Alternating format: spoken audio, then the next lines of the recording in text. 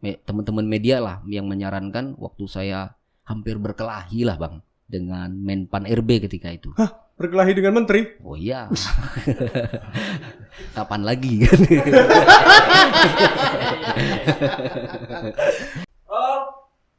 Action.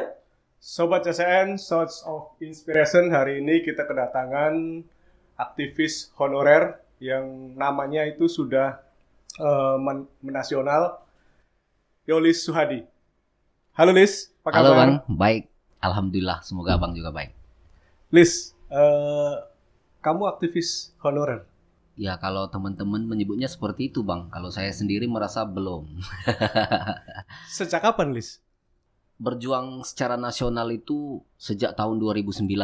Sampai 2009, terakhir aksi nasional itu pada Januari 2020. Januari 2020, ya. Oke. Berarti sebelum pandemi ya?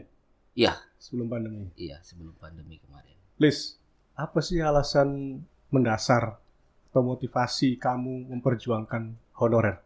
Karena bagi saya begini Bang, tenaga honorer itu adalah pekerja yang dipekerjakan di instansi pemerintah, tetapi secara hukum dia tidak terakomodir dari undang-undang yang mengatur tentang tenaga honorer.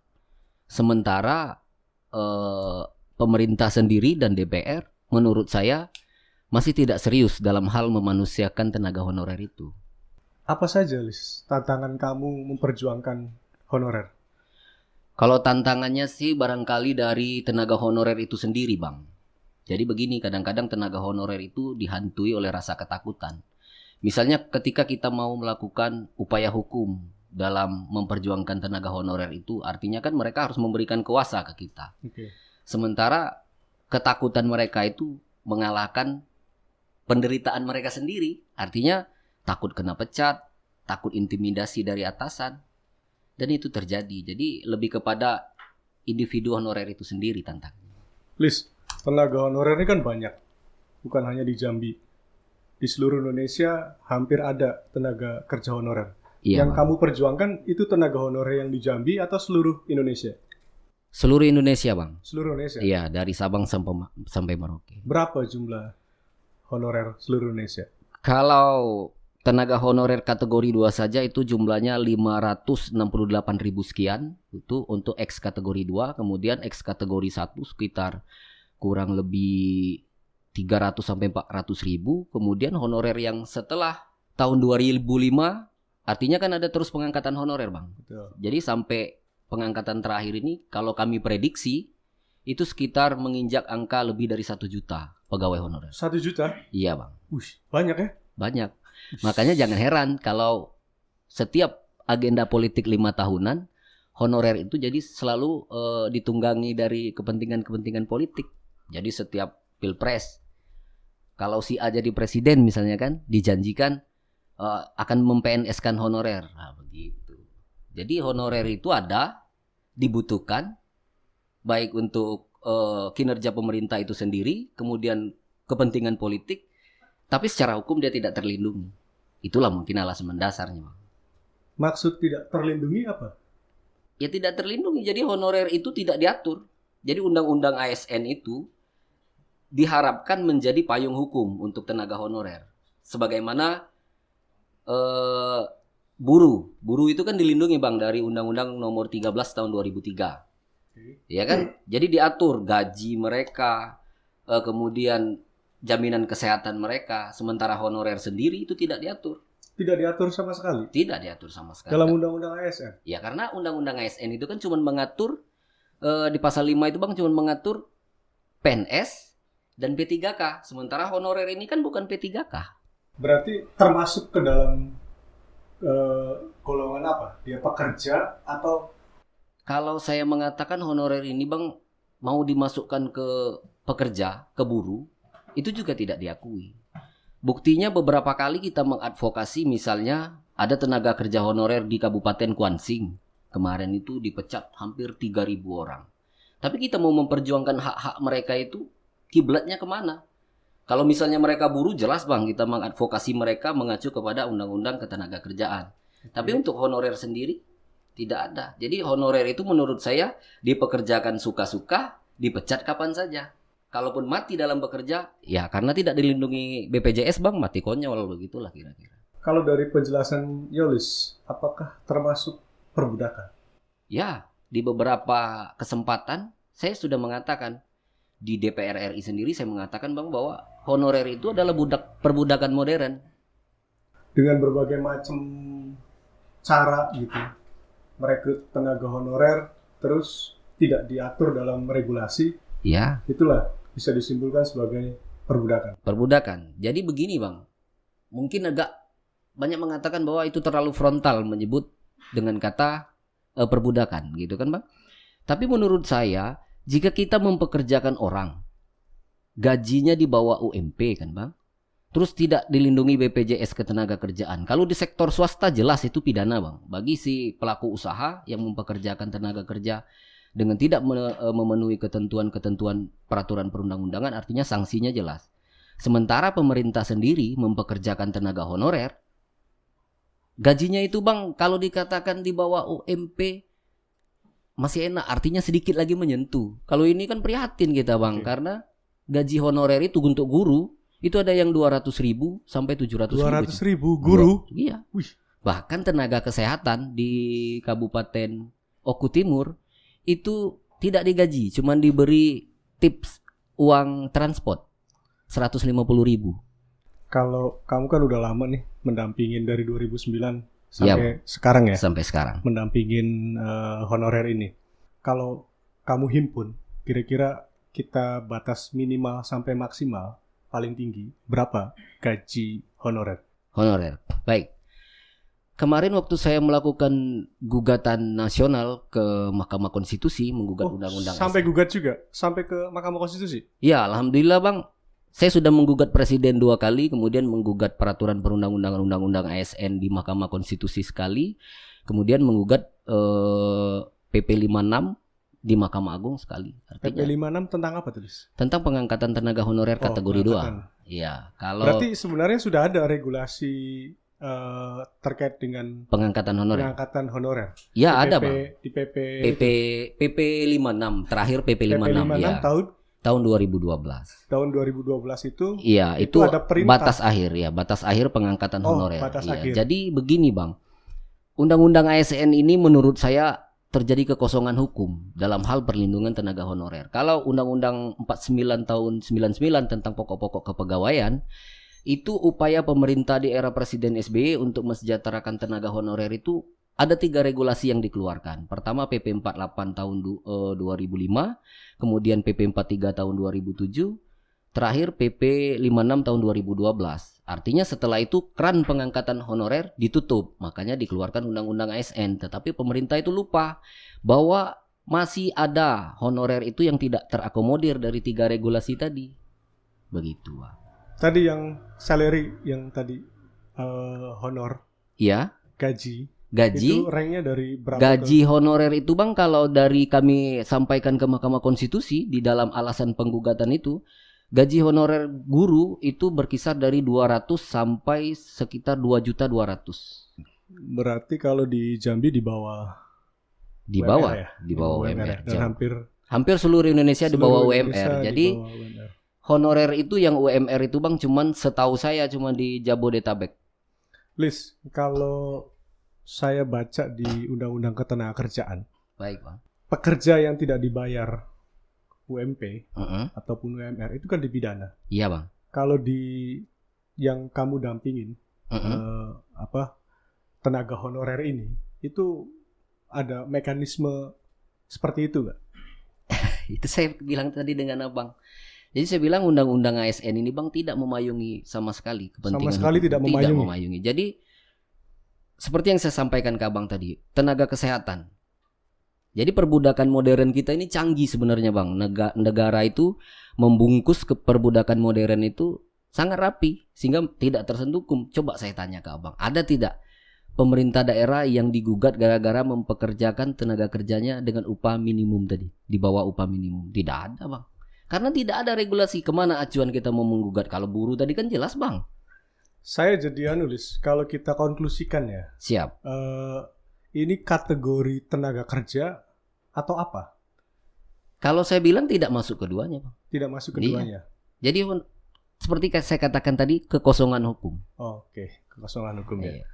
Kalau kamu kan seluruh Indonesia nih Siap. yang kamu dampingin ya Mm-mm. dalam proses mengajukan tuntutan. Siap. Kalau kita kalkulasi, kita kasih grade itu usianya berapa? Usia tenaga. Usia tenaga honorer itu Bang dari yang fresh graduate, karena sampai hari ini, sampai detik ini pemerintah daerah itu tidak berhenti mengangkat honorer walaupun sudah ada larangan. Di PP 48 2005 itu Bang sudah dikatakan setelah dikeluarkan PP, artinya pemerintah akan mengangkat tenaga honorer, pemerintah daerah itu tidak diperbolehkan lagi untuk mengangkat tenaga honorer baru, ya kan?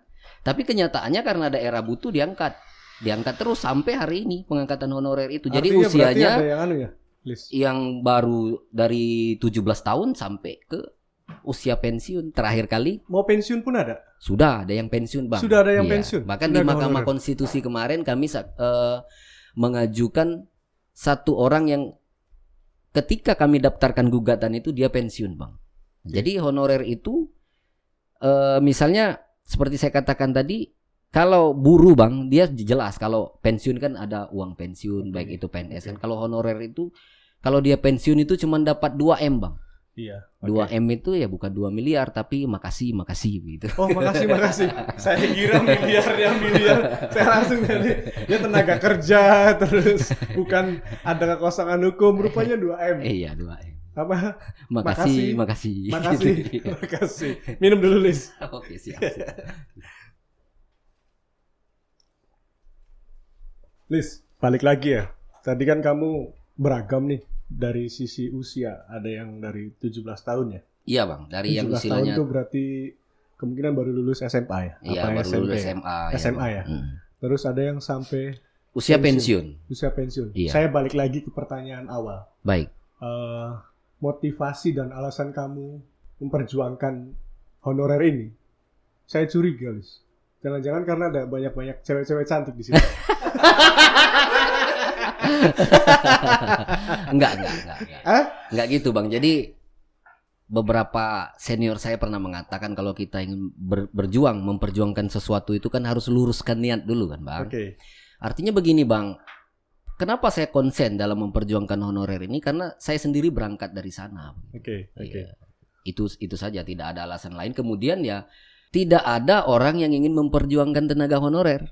Oke. Kalau bukan kita ya siapa lagi? Kalau bukan honorer itu sendiri siapa lagi? Gitu. Kalau kita berharap kepada pemerintah dan DPR, kalau saya lebih menyebut mereka itu cuman barisan pengobrol rindu saja, Bang. Dana dari mana? Dana itu dari swadaya, Bang. Swadaya dari honorer itu sendiri. Jadi ketika misalnya kita mendaftarkan gugatan kemarin di Mahkamah Konstitusi itu sekitar 600 pesertanya itu kan. Jadi ya kalau sumbangannya nggak seberapa. Dan itu iuran ya? Iya. Liz, tantangan kamu memperjuangkan ini apa, Liz? Ya otomatis tantangan secara pribadi untuk saya itu Bang ya rasa takut pasti ada. Karena yang kita lawan ini kan adalah peraturan kebijakan pemerintah. Artinya Bang melawan arus gitu kan. Melawan arus, kemudian ya tidak satu dua aktivis honorer itu juga disusupi Bang. Artinya digembosi. Jadi honorer itu menurut saya sampai hari ini terdapat 2 jalur Bang. Ada yang menempuh jalur negosiasi baik itu ke DPR dan pemerintah, ada yang menempuh jalur hukum, dan saya adalah bisa dikatakan sebagai leader yang menempuh jalur hukum. Karena menurut saya Bang, dari 2009 sampai sekarang udah berapa tahun jalur negosiasi itu kami terakhir saya lakukan kepada DPR dan pemerintah itu tahun 2014. Setelah 2014 ke atas sampai ke tahun 2020 saya tidak lagi menempuh jalur negosiasi, saya lebih menempuh jalur hukum. Terus ini kan udah lama nih, kamu dari 2009 sampai sekarang gitu kan? Iya Bang. Suka duka yang Yolis rasakan apa, Lis? Ya suka dukanya begini Bang, artinya saya berkeluarga, jauh dari keluarga itu yang pertama kan Bang. Kemudian kalau kehabisan logistik Bang, kalau kehabisan logistik itu saya pernah tidur di masjid di seputaran Mahkamah Konstitusi dan Mahkamah Agung. Misalnya tidur ya numpang-numpang. Kalau itu dukanya Bang ya. Kalau sukanya alhamdulillah, misalnya saya keliling Indonesia dari Aceh sampai Papua insya Allah tidak terlantar karena punya teman Sudah jaringan. keliling Aceh. Kalau Sumatera ini cuman Aceh, Medan yang saya belum. Kemudian kalau Jawa sudah sampai ke Jawa Timur cuman yang belum. Ya. Luar biasa. Kalau peserta setiap kita gugatan itu beragam lah Bang. Dari saya kemarin itu mendesain agar menggugat undang-undang ASN itu kan 34 provinsi Bang. Maunya saya seperti itu, artinya undang-undang ASN itu dampaknya sistemik. Saya ingin membangun narasi seperti itu kan, ingin membangun opini publik bahwa berlakunya undang-undang ASN itu membuat tenaga honorer itu tidak terlindungi. Jadi saran-saran dari pakar-pakar hukum, jadi ketika kita ingin melakukan gugatan tadi, selama saya menggugat, saya penggugat ke-15 Bang. Ke-15. Iya, artinya undang-undang ASN itu undang-undang yang paling banyak digugat. Bermasalah ya? Bermasalah. Oke. Ini kan kamu kan konsistensi terus gitu kan, memperjuangkan itu. Terus dalam upaya-upaya itu, kamu pernah dibungkam?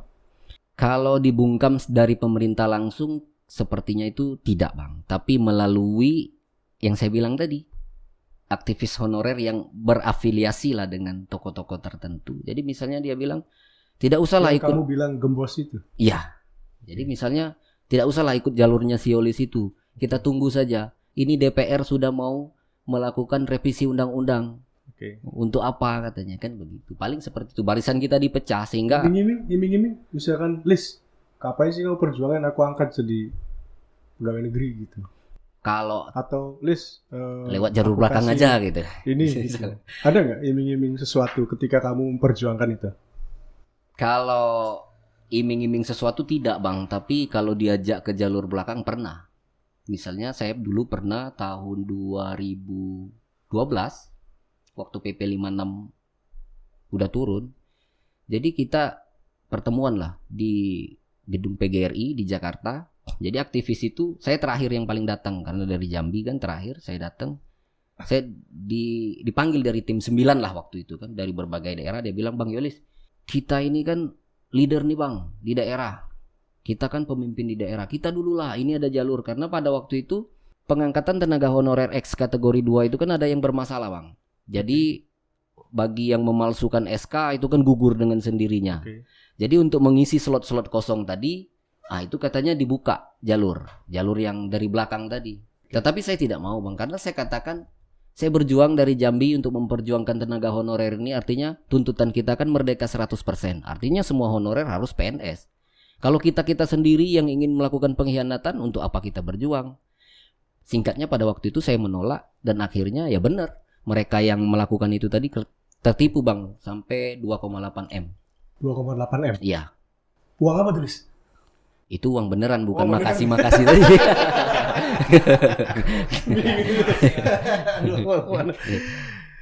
Tadi kan kamu bilang terkait dengan merdeka nih. Siap. Kita kan baru saja merayakan 17 Agustus kemarin, merayakan kemerdekaan Republik Indonesia yang ke-76. Siap. Menurut Yolis, dengan perjuangan Yolis, apakah kemerdekaan yang 76 ini, yang kategorinya kan kita 76 itu kan udah kategori udah mapan ini seharusnya kan, masih ada warga yang belum merdeka? Masih. Tidak bermaksud mendramatisir keadaan, tapi fakta di lapangan membuktikan bahwa yang belum merdeka itu honorer Bang. Honorer? Iya, saya katakan tidak merdeka. Dengan, kalau saya kutip kalimatnya Yolis itu, perbudakan modern itu. Perbudakan modern. Luar biasa. Dari catatan kami, catatan tim kreatif kami, kamu kan berjuang sampai kemana-mana nih, sampai juga mengajukan gugatan ke Mahkamah Konstitusi. Dan yang kamu hadirkan juga bukan tokoh sembarangan loh, para sesepuh hukum. Itu yang saya kenal itu almarhum Prof. Mukhtar Papahan. Iya. Dan saya kenal, tapi saya tahu karena sering baca bukunya. Terus ada juga Prof. Yusril. Iya. Ini Prof. Yusril ini kan kalau saya lihat, kalau saya dengar ya maksudnya, itu kan mahal. Iya Bang. Dari mana kamu biayanya itu? Terus kok mau gitu tokoh-tokoh itu Iya. dampingin kamu? Baik Bang, siap. Terima kasih nih Bang, pertanyaan yang sangat menarik. Ya sekalian menjawab keraguan orang bahwa gerakan yang saya bangun itu adalah ada pesan sponsor politik dan segala macam. Saya katakan dalam kesempatan ini itu tidak benar Bang. Jadi begini. Artinya saya memperjuangkan honorer itu lebih dari 10 tahun. Dan saya konsisten, Bang. Waktu itu belum didampingin Profesor Yusril pun saya sudah melakukan gugatan. Kemudian ya saya juga dulu ketemu Profesor Yusril itu saya berterima kasih dengan teman-teman media di Jambi pada waktu itu. Teman-teman media lah yang menyarankan waktu saya hampir berkelahi lah, Bang, dengan Menpan RB ketika itu. Hah? Berkelahi dengan menteri? Oh iya. Kapan lagi kan? Waktu itu Pak Menpannya siapa? Pak Menpannya Pak Azwar Abu Bakar. Azwar Abu Bakar. Iya, mantan gubernur Aceh. Mantan gubernur Aceh. Iya. Itu kamu mau berantem? Iya, jadi ketika itu saya ingin menyampaikan aspirasi saya. Pada kesempatan itu dia katakan nanti di rapat dengar pendapat akan kita bahas masalah ini. Ketika dia tidak menyampaikan aspirasi kami, dan pada kesempatan itu sepertinya dia membacakan tuntutan Jambi itu di dalam rapat dengar pendapat di Komisi 2 seakan-akan dendam gitu. Jadi dia katakan untuk masalah Jambi ini tidak bisa memang diangkat PNS tuntutan mereka ini dengan alasan bla bla bla bla yang tidak bisa saya terima. Setelah keluar itu, Bang, saya deketin. Pak Menteri ini ngomongnya gimana? Saya bilang waktu di kantor kementerian Bapak ngomongnya gini, saya gas lah, Bang, gitu kan. Akhirnya saya ditarik dari teman-teman honorer, kemudian ditarik juga dari anggota DPR dari Provinsi Jambi. Udah nanti aja katanya. Saya kejar masih, Bang. Kalau jadi berantem ini langsung viral. Saya kejar langsung. Berantem dengan menteri gitu. Ditarik kan dari apa? Dari ajudannya, dia bilang, "Udah kamu enggak usah banyak cerita," katanya.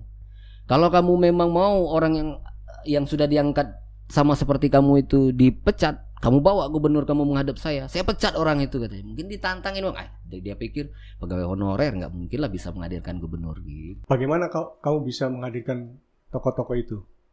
Terus emang mereka nggak minta bayaran? Oke, Bang, siap. Ini pertanyaan menarik nih, Bang. Karena banyak juga yang bertanya, bayar berapa sih ke Pak Yusril? Karena menurut orang-orang untuk perkara pilkada kan harus miliaran bayarnya kan, Bang. Tapi saya jelaskan di sini, Bang, bahwa tokoh-tokoh hukum itu untuk yang senior ya memang saya melibatkan Profesor Yusril dan Profesor Mukhtar Papahan. Kemudian untuk tokoh-tokoh muda ya banyak dari universitas-universitas terkemuka. Dan setiap saya meminta pendapat hukum, termasuk Profesor Yusril, misalnya dia menjadi kuasa hukum kami waktu di Mahkamah Agung. Itu Prof. Yusril menjadi kuasa hukum? Iya, pernah di Mahkamah Agung. Kemudian di Mahkamah Konstitusi kemarin beliau bertindak sebagai saksi ahli iya dengan Profesor Mukhtar Papahan. Dibayar? Enggak, Bang. Enggak. Dari mana bayar honorer? Gratis. Iya. Honorer itu seperti yang saya katakan tadi kan cuma punya uang 2M kalau udah pensiun. Makasih. Jadi kami dengan tokoh-tokoh tadi ya setelah misalnya mereka membantu honorer itu ya dengan 2M juga. Makasih gitu. Lis, tadi dari cerita Yolis tadi itu kan ada tenaga honorer baik guru, kesehatan itu kan tidak diakomodir oleh undang-undang ASN. Iya, Bang. Apa yang melandasi Yolis berkesimpulan seperti itu? Ya karena pada waktu saya itu, Bang, di nasional itu selain memperjuangkan tenaga honorer secara nasional, kemudian saya memperjuangkan juga tenaga honorer khusus Provinsi Jambi. Kalau khusus Provinsi Jambi kemarin saya memperjuangkannya di Pengadilan Tata Usaha Negara di Jakarta. Yang saya gugat itu adalah Kepala Badan Kepegawaian Negara. Alhamdulillah saya bisa menghadirkan Pak Hasan Basri Agus, Gubernur Jambi, kemudian Pak Ambo Tuo, mantan Kepala BKD, yang pada waktu itu saya hadirkan beliau sedang menjabat Sekda Tanjung Jabung Barat. Artinya gugatan kalau menurut hakim PT UN baru sejarah yang diciptakan kemarin itu ada honorer yang menggugat saksi faktanya itu gubernur gitu, Bang. Oke. Pada saat ajukan gugatan itu ke Tata Usaha Negara, produk apa yang digugat? Jadi kan kami mempertanyakan, termasuk waktu itu gubernur menyuratin tentang sisa honorer di Provinsi Jambi yang belum terangkat. Artinya kami meminta pertimbangan bahwa honorer yang belum terangkat ini kan posisinya sama dengan yang sudah diangkat. Tempat penempatan mereka sama, SK-nya SK gubernur. Kenapa ini diperlakukan berbeda? Jadi surat balasan mereka itulah yang kami harapkan menjadi objek gugatan begitu, Bang. Objek gugatannya dari surat yang mereka balas itu. Tadi Yulis kan sampaikan terus kemudian ada mengajukan gugatan ya? Iya. Pengadilan Tata Usaha Negara ya. Iya. Itu kan ada yang terangkat dan ada yang tidak terangkat. Iya. Maksudnya apa tuh? Ada yang diangkat PNS, ada yang tidak diangkat PNS. Pada saat dari Yolis Perjuangan 2009. Iya, yang 2009 itu, Bang. Sampai sekarang itu. Sampai sekarang. Sudah ada yang diangkat. Iya. Jadi honorer itu, Bang, ada yang sudah diangkat, ada yang tidak diangkat. Kemudian dari sisa tenaga honorer dari 3 peraturan menteri tadi, kemudian peraturan pemerintah PP 48, 43, 56, setelah itu baru keluar Undang-Undang ASN. Undang-Undang ASN itu kan diharapkan menjadi payung hukum untuk tenaga honorer sisa dari pengangkatan yang kemarin. Nyatanya itu tidak sama sekali. Jadi honorer yang sekarang ini, Bang, kalau saya bilang ya seperti siluman itu, Bang. Jadi dia tidak diakuin dari negara. Ya sekarang begini. Mereka digaji suka-suka seperti yang saya katakan tadi, Bang. Tidak dijamin BPJS Ketenagakerjaan. Kemudian bisa dipecat kapan saja. Artinya tidak terlindungi. Di masa pandemi saat ini itu kan banyak sekali tenaga kerja honorer yang kemudian jadi garda terdepan. Oh iya, jelas itu, Bang. Itu, seperti yang dari tenaga kesehatan ya, Bang. Iya, dari tenaga kesehatan. Tenaga honorer kan banyak. Iya. Ada guru, tenaga kesehatan gitu kan. Nah, sepengetahuan Yolis itu bagaimana? Miris, Bang, membicarakan hal seperti ini. Honorer itu saya katakan dengan Abang kan, saya kurang lebih 10 tahun lebih memperjuangkan honorer itu. Di masa-masa normal saja mereka tidak dimanusiakan, apalagi masa pandemi. Jadi fakta real yang sekarang ini terjadi, tenaga honorer itu selain gajinya murah, ya kan, Bang? Mereka juga tidak dilindungi BPJS Ketenagakerjaan, itu yang pertama. Kemudian ketika Covid seperti ini, perawat-perawat ini jadi garda depan, Bang. Salah satu perawat yang masih sering kontak-kontakan, dia peserta gugatan Undang-Undang ASN juga, saya katakan, Mbak, apa kabar, gimana nih? Hati-hati, misalnya sekarang sedang zona merah nih, kebetulan dia dinasnya di daerah Solo Raya di Kabupaten Klaten.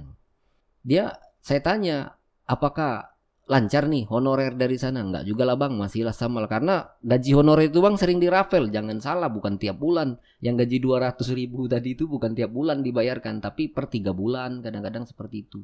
Jadi ketika masa Covid seperti ini, mereka dipaksa untuk menjadi garda depan dalam penanganan Covid, sementara jaminan kesejahteraan mereka pun pemerintah seakan-akan tidak pernah memperhatikan. Bahkan itu kan intensif BSU. Oh, kalau BSU nggak dapat lah, Bang. Nggak dapat? Iya, BSU. Kenapa nggak dapat?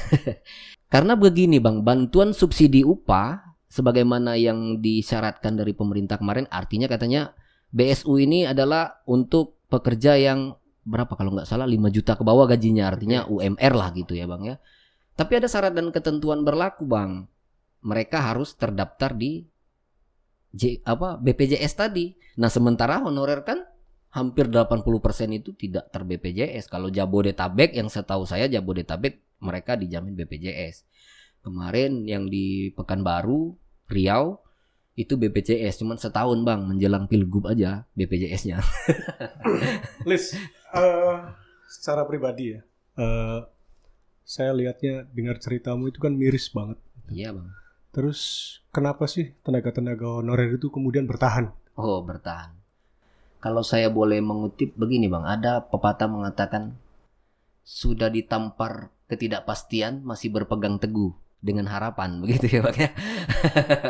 Jadi honorer itu sudah jelas tidak pasti, udah ditampar gitu kan, udah nggak pasti, hidupnya masih bertahan. Saya merasakan begini, Bang. Satu alasan mendasar, ya mereka tidak mau disebut pengangguran. Ya, itu yang pertama. Kemudian untuk para guru, Bang. Jadi misalnya guru-guru di desa itu, honorer di desa itu rata-rata mereka kan penduduk desa setempat. Sekolah itu kekurangan guru, Bang. Karena rata-rata di sekolah-sekolah di desa-desa itu kepala sekolahnya saja yang PNS. Jadi guru-guru itu dia honorer. Nah, ketika misalnya kekurangan guru, artinya anak-anak bangsa ini terpanggil. Jadi yang pertama itu karena tidak mau disebut pengangguran, yang kedua mungkin karena panggilan nurani lah. Ya bertahan, karena bertahan tadi ya diberi. Saya katakan tadi kepada dalam kesempatan ini, sebelumnya saya katakan bahwa honorer itu selalu diberi angin surga, Bang. Jadi harapan mereka itu setelah pengabdian puluhan tahun mereka akan diangkat menjadi PNS. Atau ada nggak honorer yang mendapatkan lencana tanda jasa gitu? Nggak ada bang. Nggak ada. Iya, jadi katanya guru itu pahlawan tanpa tanda jasa ya. Begitulah honorer itu tanpa tanda jasa sama sekali. Please, semua proses yang kau perjuangkan itu kan sampai ke Mahkamah Konstitusi, sampai kemana-mana. Terus seberapa penting sih honorer untuk bangsa kita ini? Ya sangat penting bang. Artinya saya berani katakan bahwa misalnya tenaga honorer itu melakukan mogok serentak secara nasional, itu pelayanan publik akan terganggu. Buktinya kami pernah melakukan, kalau tidak salah tahun 2018 teman-teman menyerukan mogok nasional. Pada waktu itu guru-guru mogok nasional bang. Bahkan salah satu teman saya Muhammad Nurambe yang dari Depok, sekarang dia udah diangkat P3K. Dulu dia itu pernah aksi tunggal di depan istana 14 hari. Kemudian setelah itu menyerukan mogok nasional. Ketika kita mogok nasional sampai Gubernur Jawa Tengah Pak Ganjar Pranowo ngamuk-ngamuk gitu kan. Kalau besok Pak Ganjar pun sampai iya, artinya sampai kan ngamuk-ngamuk. Iya. Karena pada waktu itu guru mogok. Jadi yang ngajar murid-murid itu bang Babinsa, BKTM setempat gitu kan. Jadi lumpuh pendidikan pada waktu itu. Apalagi misalnya di pandemi sekarang ini bang, kalau saja honorer kompak, guru mogok, atau yang lebih parah lagi tenaga kesehatan mogok, selesai barang itu gitu. Jangan sampai deh Lis. Kalau saya nyerukan mereka mogok lah bang, biar tahu negara ini berapa pentingnya honorer untuk bangsa kita gitu. Iya, cuman karena masa pandemi ini jangan dulu. Kasihan karena faktor kemanusiaan kan. Iya. Balik lagi Lis. Produk dari putusan Mahkamah Konstitusi itu apa Lis? Kemarin itu bang kami sudah berharap sidang itu kan dilanjut, tidak diputus di putusan sela.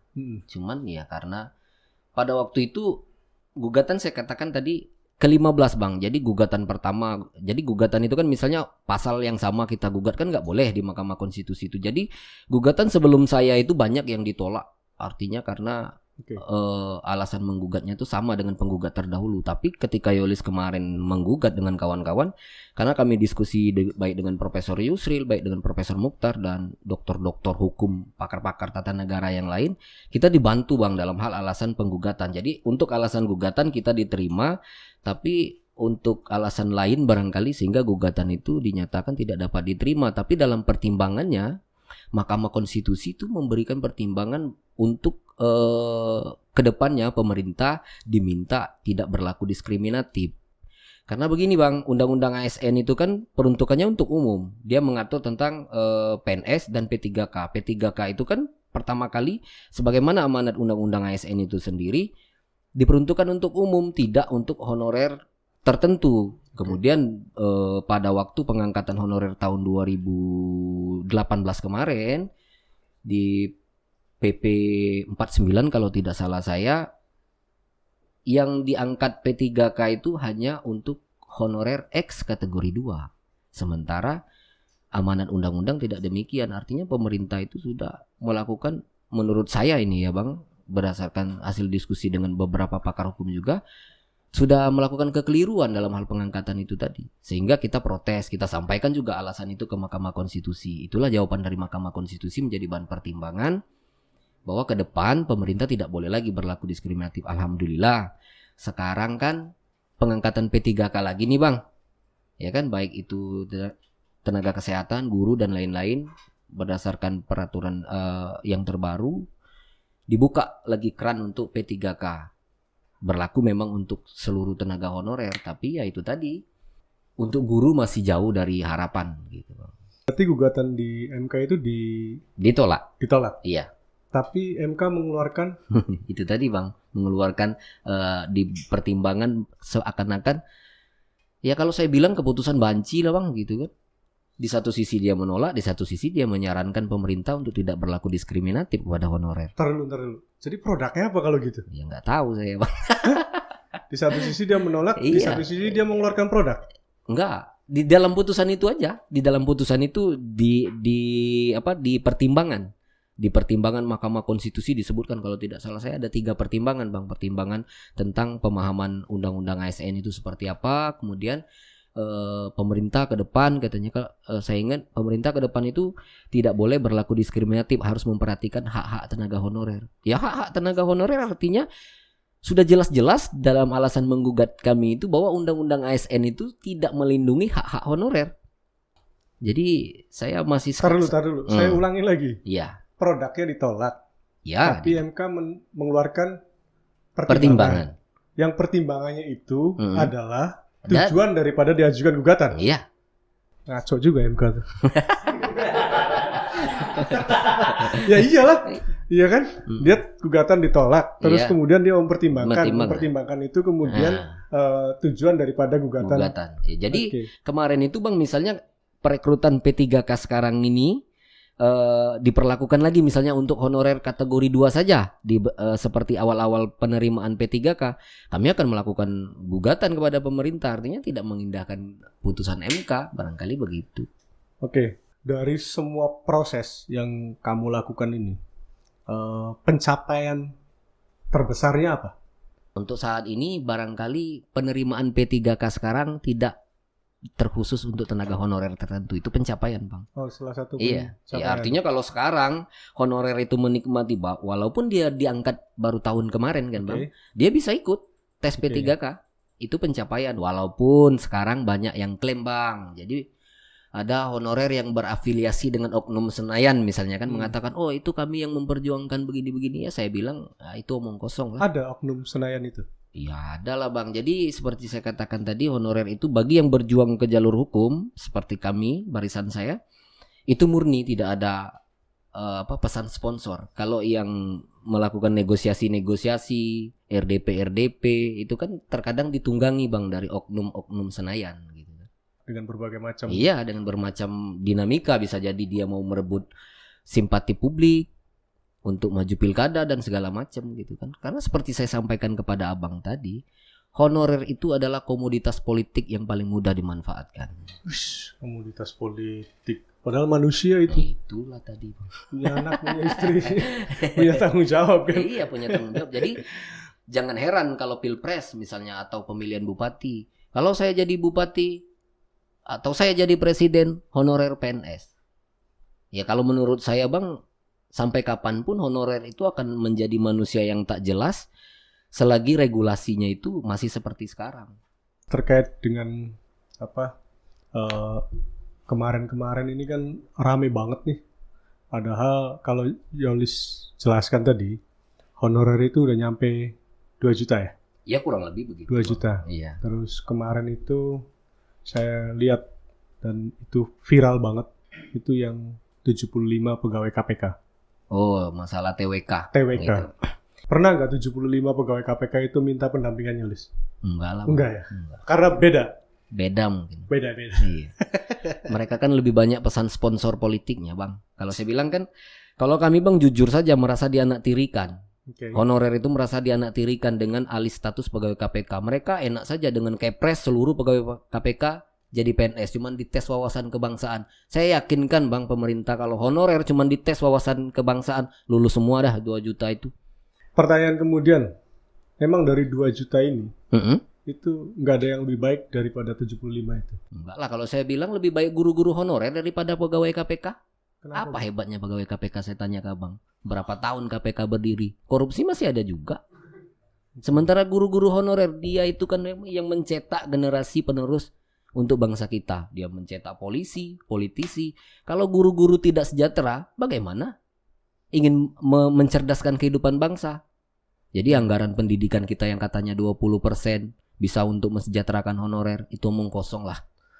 Kalau upaya-upaya yang sekarang pernah dilakukan apa? Itu kan Yulis kan cerita Menpan RB yang lama gitu kan. Iya. Terus kalau sekarang apakah pernah beraudiensi dengan Menpan atau dengan guru-guru, dengan menteri pendidikan? Ya baik Bang. Kalau di era Presiden Jokowi ya Bang ya, itu sudah berapa kali kita, walaupun saya nggak ikut tapi teman-teman saya yang lain di seputaran Jabodetabek mereka ikut audiensi. Ya itu tadi Bang, lebih banyak kalau misalnya mereka audiensi ke DPR menjanjikan oke, kita akan melakukan revisi undang-undang ASN. ya kan? Kalau kepada pemerintah selalu menjawab undang-undang ASN menyatakan bahwa honorer itu ya harus ikut tes P3K, ikut saja katanya kan. Tapi ya syarat dan ketentuan berlaku gitu kan Bang. Tidak semua honorer itu bisa ikut kemarin. Lis, kita minum lagi Lis. Seru banget emang ceritanya. Oke Bang, siap. Kamu suka nongkrong-nongkrong di kafe-kafe? Kadang-kadang Bang. Ada referensi? Gimana tuh Bang? Hois de Capara. Oh ya, yang ditelanai kan Bang? Iya. Oke, siap. Sticknya. Siap. Mantap tuh Bang. Lanjut Lis. Berdasarkan data yang tim kreatif himpun, itu kan ada apakah ini rencana atau memang itu komitmen atau apa? Itu ada 1 juta pengangkatan guru honorer. Oh iya Bang. Itu komitmen atau fakta Yulis yang mungkin lebih paham. Itu kalau saya bilang PHP Bang. PHP? Iya. PHP itu ya, pemberi harapan palsu. Pemberi harapan palsu. Iya, jadi untuk perekrutan 1 juta guru honorer ini saya tegaskan Menteri Pendidikan itu cuma memberi harapan palsu. Nyatanya perekrutan P3K yang sekarang yang katanya perekrutan 1 juta guru ternyata tidak. Karena di beberapa daerah bahkan tidak mengusulkan. Please, coba diperjelas P3K itu apa? Jangan-jangan kayak yang di mobil, kotak mobil itu kan P3K. Iya kan? P3K itu pegawai pemerintah dengan perjanjian kerja. Oh, berarti kontrak gitu ya? Iya, kontrak. Guru kontrak. Tapi dia diakui dari undang-undang. Jadi masuk ke klasifikasi ASN. ASN itu kan terdiri dari 2, PNS dan P3K gitu. Jadi kemarin itu ketika guru honorer terus-terusan melakukan demo, kemudian ya diredam dengan janji akan merekrut 1 juta tenaga guru menjadi P3K dari Kementerian Pendidikan.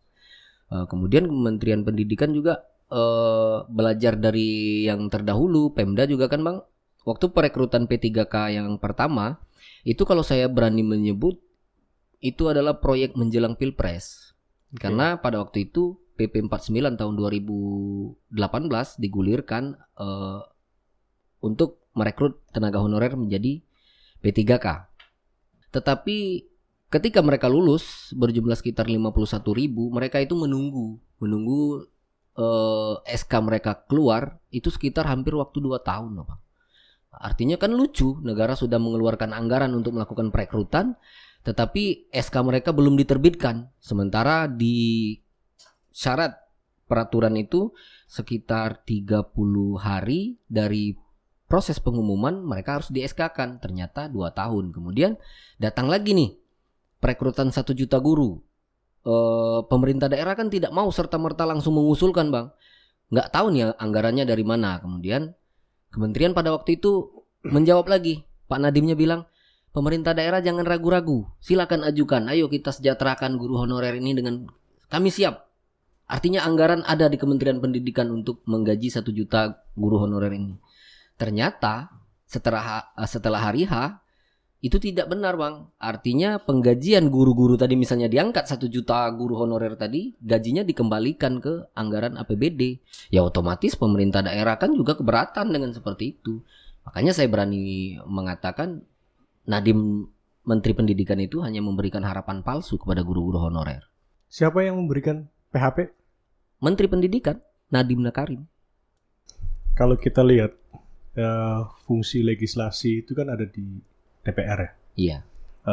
Inputnya, persoalan input kan terserah mau dari pemerintah atau dari inisiatif DPR. Nah, kalau dari pengamatannya Yolis, seserius apa sih legislatif ini dalam melindungi tenaga honorer? Oke. Dalam hal ini, Bang, mungkin saya menjawab dari kedua sisi, baik itu dari DPR dan pemerintah ya, Bang ya. Okay. Kalau saya melihat sampai sejauh ini pemerintah dan DPR itu masih sering bercanda dalam hal memperjuangkan tenaga honorer. Padahal ya kerjanya serius. Gitu ya? Yang sekian juta orang itu kerjanya serius, tapi pemerintah dan DPR bercanda dalam hal memanusiakan mereka, Bang. Karena buktinya begini. Artinya seperti yang saya katakan tadi, Undang-Undang ASN itu diciptakan untuk melindungi hak-hak tenaga honorer kan, Bang. Tapi ternyata kenyataan di lapangan, undang-undang ASN itu tidak melindungi hak-hak dasar tenaga honorer. Yang dilindungi di situ kan cuman PNS dan P3K. Sementara honorer yang bersisa tadi kan tidak masuk ke dalam kedua kategori itu. Lain hal kalau misalnya P3K itu adalah alih status pegawai honorer yang ada, otomatis dia menjadi P3K. Mungkin bisa. Memungkinkan nggak kayak semacam dari pegawai KPK untuk ASN? Ya harapan kami kan seperti itu Bang. Artinya kan ada produk nih, ada yang bisa diadopsi. Contohnya kan dari kepegawaian KPK, kemudian ditingkatkan alih status dia kan. Alih status menjadi ASN. Ada ruang nggak menurut Yolis ada, honorer Bang. Juga seperti itu? Dari sisi regulasinya. Ada. Artinya kan kalau undang-undang kita yang lama, Undang-Undang 49 tahun 99, Undang-Undang kepegawaian kita yang lama, pokok-pokok kepegawaian yang lama, di situ presiden diberi ruang untuk mengangkat langsung. Kemarin Undang-Undang ASN tidak diberi ruang, tapi peraturan presiden nomor 18 kalau tidak salah saya yang baru keluar kemarin, itu presiden diberi ruang untuk mengangkat pegawai honorer atau untuk mengangkat pegawai, memberhentikan, menempatkan dan segala macam itu diatur Bang. Sehingga itulah yang menjadi dasar dikeluarkannya Kepres tentang alih status pegawai KPK. Harapan kami, kenapa presiden tidak memberlakukan itu juga terhadap tenaga honorer, guru honorer dan tenaga kesehatan ya Bang ya. Yang menurut saya barangkali paling mendasar untuk keberlangsungan kehidupan berbangsa. Itu produk pengalihan pegawai KPK ke ASN itu produk presiden atau produk mahkamah? Enggak, produk presiden. Iya, presiden, ya? Berdasarkan keputusan presiden. Jadi kemarin honorer juga sempat berontak, apa hebatnya pegawai KPK kok mereka langsung alih status. Sementara honorer untuk jadi P3K saja syaratnya begitu banyak dan tidak masuk akal gitu kan. Seperti tenaga perekrutan P3K untuk sekarang kan tidak hanya untuk guru Bang, tapi juga untuk tenaga kesehatan. Tapi tenaga kesehatan yang honorer itu untuk menjadi P3K syarat mutlaknya adalah IPK 3. Harusnya kan yang menjadi bahan pertimbangan itu adalah seberapa lama dia mengabdi. Misalnya 25 tahun dia mengabdi, itu yang diprioritaskan. Bukan masalah IPK gitu kan. Pengabdian itu penting. Iya, pengabdian itu penting. Jadi negara itu sudah berhutang banyak kepada honorer. Bagaimana negara itu mensejahterakan mereka.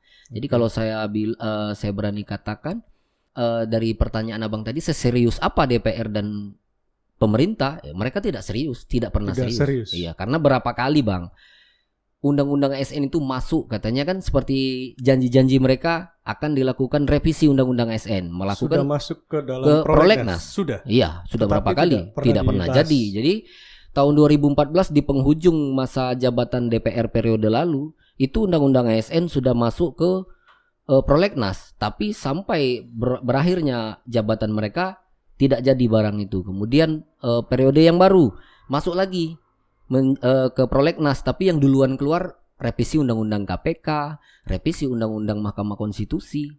Tanpa perlu masuk ke prolegnas jadi barang itu. Tapi honorer ini untuk Undang-Undang ASN sudah beberapa kali masuk, nggak pernah jadi. Lis, kalau dari penjelasan Yolis tadi, saya langsung ingat salah satu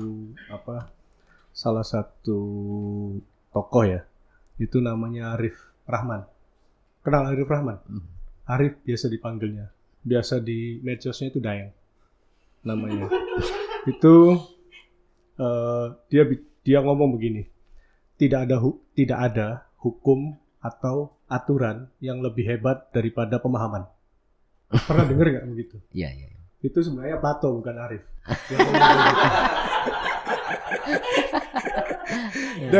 Dari kutipan itu, artinya bisa dikategorikan memang nggak paham atau apa menurut Yolis? Kalau dibilang nggak paham, saya rasa paham Bang. Artinya DPR itu dia punya staf ahli. Artinya kan orang-orang pakar-pakar hukum gitu kan. Kemudian DPR juga seperti itu. Yang pertama menurut saya niat yang nggak ada Bang. Niat yang. Kalau masalah paham, mereka lebih paham lah daripada kita gitu kan. Tapi niat yang tidak ada untuk mensejahterakan tenaga honorer itu. Oke. Paham apa dulu nih? Kalau lebih paham? Paham undang-undang ya. Paham undang-undang ya. Tapi tidak memahami dari sisi kemanusiaan. Oke. Apa upaya hukum ke depan? Upaya hukum ke depan karena begini. Undang-undang ASN tidak mengakomodir tenaga honorer. Itu yang pertama. Kedua, undang-undang ketenaga kerjaan juga tidak mengatur, Bang. Artinya mungkin kami akan melakukan uji tafsir lah. Uji tafsir jadi misalnya sudah tidak memungkinkan lagi karena undang-undang ASN sendiri sudah digugat 15 kali ke Mahkamah Konstitusi. Jadi ruang itu semakin sempit. Karena kan keterbatasan pasal nanti yang kita gugat pasti sama dengan penggugat terdahulu. Jadi ruang untuk itu tidak ada. Kemungkinan saya sedang mendiskusikan dengan Profesor Yusril juga untuk melakukan uji tafsir Undang-Undang Ketenaga Kerjaan. Bisa tidak? Istilahnya kita mintakan ke Mahkamah Konstitusi memberikan fatwa nantinya. Misalnya honorer yang tidak terakomodir dalam P3K ini dimasukkan saja ke buruh sebagaimana Undang-Undang Ketenaga Kerjaan, barangkali seperti itu, Bang. Terkait dengan ini kan ada Omnibus Law. Itu termasuk nggak? Tidak termasuk. Tidak termasuk. Walaupun busnya udah penuh gitu. Iya sudah penuh. Nggak masuk juga. Tidak termasuk. Nempel-nempel di bus, nggak dikit, bisa. Kesampai gantung-gantung gitu. Nggak ada. Karena honorer itu tadi kan, ya seperti saya bilang di awal tadi, Bang, dia tidak akan pernah tersentuh aturan. Makanya dari itu kami melakukan berbagai upaya hukum. Bagaimana supaya honorer ini diakui dari negara, Bang. Artinya ketika dia diakui, pastinya hak-hak mereka akan terpenuhi. Nah, faktanya mereka ini tidak diakui dari negara. Dianggap tidak ada, tapi mereka dimanfaatkan. Ya, kasarnya begini. Pemerintah itu menikmati pekerja dengan upah murah. Perbudakan modern. Iya, perbudakan modern. Riz, dari yang semua kita obrol ini kan panjang banget, ini udah hampir 1 jam kita ngobrol ini. Saya balik lagi bertanya, apa sih harapannya honorer ini? Harapan honorer ke depan itu barangkali kami ingin diperlakukan sama seperti alih status pegawai KPK misalnya, kan artinya jangan ada diskriminatif terhadap honorer karena honorer ini sudah mengabdi lebih dari 20 tahun, ada yang 30 tahun. Sesuai pertimbangan Mahkamah Konstitusi itu. Jangan sampai ada diskriminasi terhadap hal itu. Artinya kemudian kalau tidak terbuka ruang untuk presiden melakukan upaya menyamakan seperti pegawai KPK tadi, ya minimal ya DPR itu serius kalau memang ingin merevisi undang-undang ASN ini, lakukan. Jangan hanya sekedar prolegnas kami tidak butuh prolegnas, tapi produk yang mereka hasilkan itu jelas memberikan perlindungan kepada honorer gitu. Oke. Apa sih pesan khusus untuk tenaga honorer? Mumpung nih masih suasana kemerdekaan. Pesan khusus barangkali tidak ada, Bang. Cuman harapan saya kepada tenaga honorer yang ada itu jangan mudah kita diberikan harapan-harapan palsu dari baik itu pemerintah ataupun DPR. Karena realnya secara hukum honorer itu tidak diakui. Jadi itu dulu. Dalam hal makna kemerdekaan barangkali ya jangan sampai pekikan kemerdekaan itu menjadikan kita untuk menyudahi perjuangan serta larut dalam cerita-cerita nostalgia. Karena menurut saya kalau merdeka yang diasumsikan seperti itu, ya kemerdekaan itu hanya omong kosong belaka. Karena nyatanya hari ini honorer itu belum merdeka 100% begitu, Bang. Oke. Terima kasih Yulis sudah hadir di podcast CCN. Iya, Bang. Saya juga terima kasih sudah diundang. Minimal di hari kemerdekaan ini saya bisa menyuarakan suara-suara honorer nasional yang nyatanya sampai detik ini juga tidak didengar dari pemangku kebijakan. Oke, semoga perjuangan Yulis tercapai. Amin. Mohon doanya lah, Bang.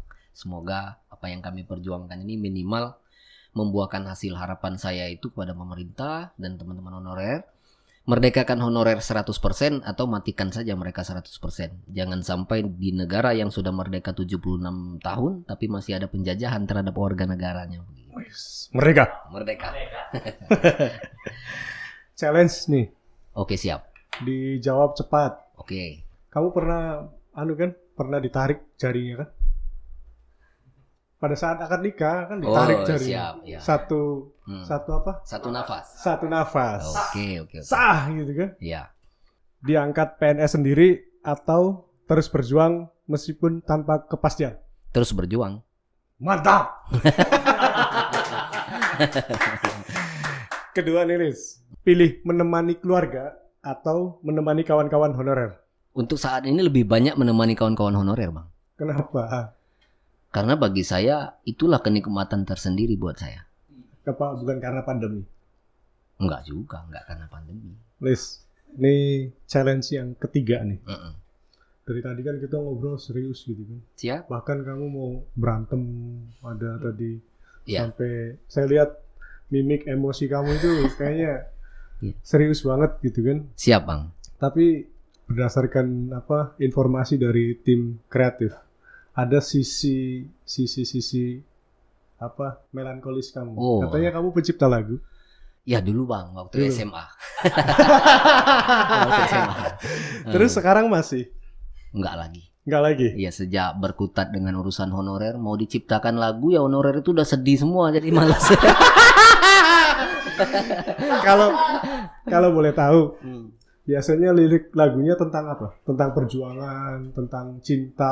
Kalau atau- dulu sih tentang cinta, Bang. Kalau lirik lagu perjuangan kurang dapet saya, Bang. Sehingga nggak ada dibuat lagu perjuangan honorer tuh nggak ada. Itu berarti konsisten-konsistennya orang Hmm. dalam melakukan perjuangan tapi tetap punya hati yang tulus. Sih. Itu. Ini challenge ketiga nih. Oke. Keempat nih, Bang, berarti. Oh, keempat ya. Di sini ada gitar. Oh, siap. Boleh nyanyi? Dicobalah, Bang, ya. Siapa tahu masih ingat cara main gitar.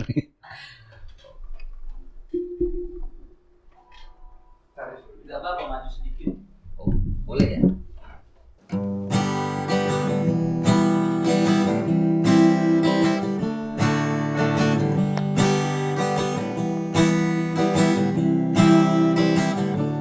Ucapkan kata cinta tak semudah kuduga. Sudah sekian lama, namun aku tak bisa menggapai cinta. Ku ukir kata indah, ku ucap lewat kata. Sudah sekian lama, namun kau tetap saja memilih dia. Kau dan aku takkan pernah bersatu selagi kau masih menutup hatimu. Mundur selangkah untuk maju seterusnya. Itu semua agar kita membenci cinta. Sobat podcast CCN dimanapun berada, seperti yang kita lihat tadi, salah satu sosok anak muda yang konsisten dalam memperjuangkan honorer. Dia terus-menerus tanpa lelah memperjuangkan honorer demi satu tujuan yang dia sendiri tidak tahu apa tujuannya. Yang pasti dia menginginkan bahwa seluruh honorer di Indonesia ini sejahtera, mendapatkan hak-haknya, kemudian tidak ada diskriminatif. Sampai jumpa di kesempatan berikutnya. Tenangmu.